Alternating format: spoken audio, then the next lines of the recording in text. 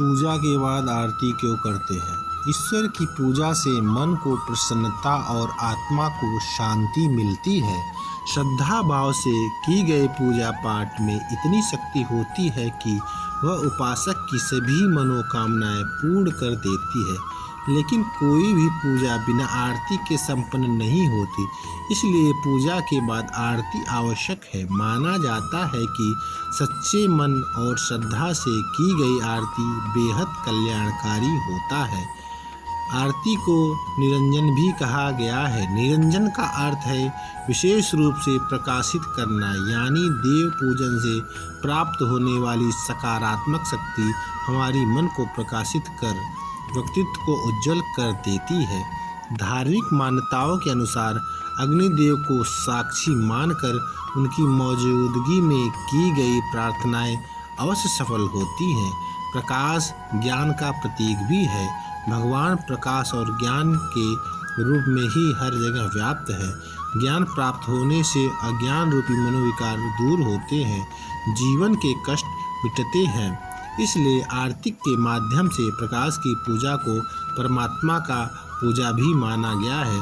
स्कंद पुराण के अनुसार परमेश्वर श्री विष्णु ने स्वयं कहा है कि जो मनुष्य अनेक बत्तियों से युक्त घी से भरे दीपक को जलाकर मेरी आरती उतारता है, वह कोटि कल्प तथा स्वर्गलोक में निवास करता है। जो अगहन के महीने में मेरे आगे होती आरती का दर्शन करता है, वह अंत में परम पद को प्राप्त होता है। जो मेरे आगे भक्ति पूर्वक कपूर की आरती करता है, वह मनुष्य मुझ में अंत में प्रवेश कर जाता है। यदि मंत्रहीन और क्रियाहीन मेरा पूजन किया गया है, लेकिन वह मेरी आरती करने पर सर्वथा परिपूर्ण हो जाता है।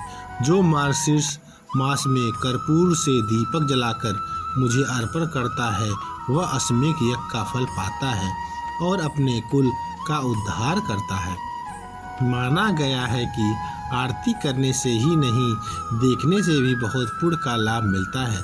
पद्म पुराण के अनुसार कुमकुम, अगर, कपूर, घृत और चंदन की 5 या 7 बत्तियां बनाकर या रुई और घी से बत्ती बनाकर शंख घंटा आदि बजाते हुए प्रभु की आरती करनी चाहिए।